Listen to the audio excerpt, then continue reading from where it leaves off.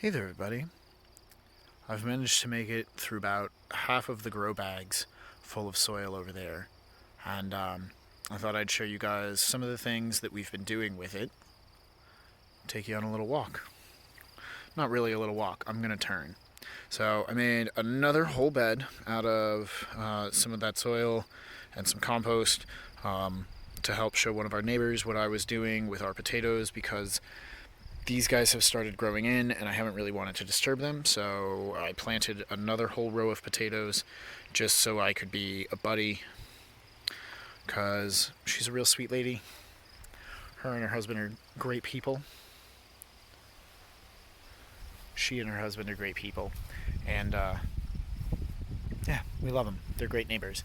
But so we have 5 of the air prune boxes built, and I've taken a handful of the black felt bags that the soil came in, and then these guys are all damaged. They have either holes in the bottom or big tears, or they're just unsuitable for us to either trade with anybody or give to anybody because they won't hold the material that they're supposed to.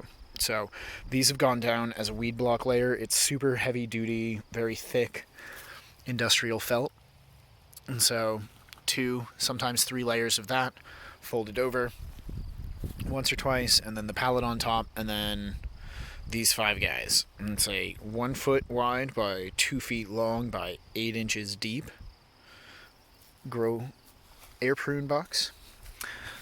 As alluded to in the last video, these guys have 1/2 inch hardware cloth, and these little runners on the bottom are secured in to protect fingers, and they run the whole length. It gives another little gap of air, as you can see here, in between the box and the pallet.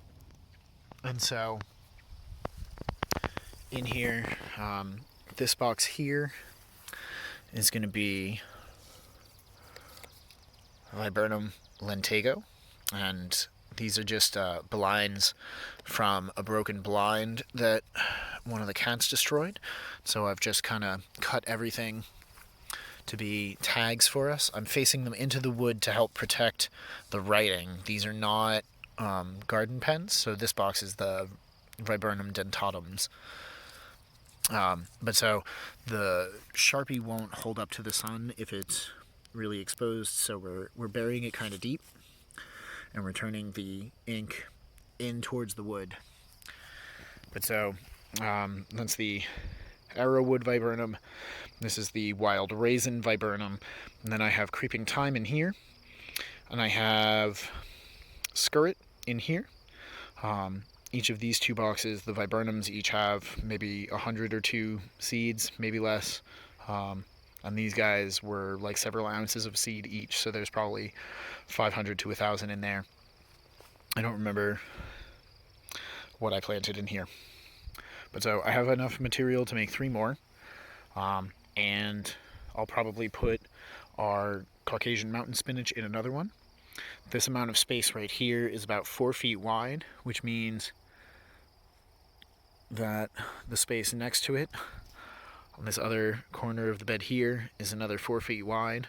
And we should be able to do 2 or 3 more bags and another pallet and another handful of the grow boxes to help block out this part to make more space for the gardens for next year.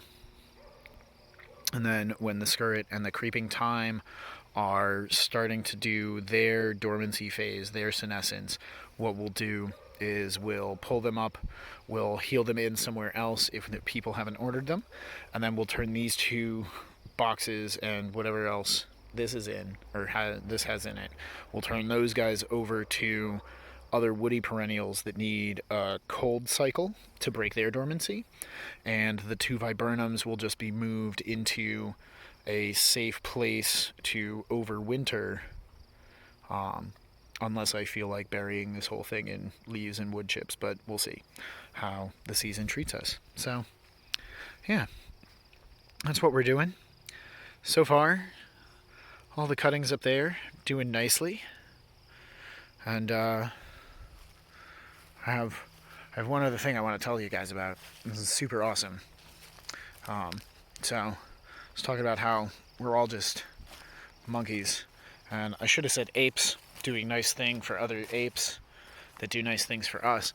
This right here is Grandpa Stober's chives, and our neighbor allowed us to join her plant family by giving us some cuttings of chives that have been in her family for 100 years. And now we have them here for us to share with our family and our loved ones. And it's just another example of being kind and showing love and appreciation for people, whatever their walk of life may be. These guys are gorgeous. Right after we planted them, I had a load of bumblebees on them, and they're just wonderful. She had a large clump and patch, so I've split it a little bit further. We'll see and clean this guy up as it goes. But so, yeah, that's our update. I hope you're all well. Thanks for watching. Until next time, happy planting.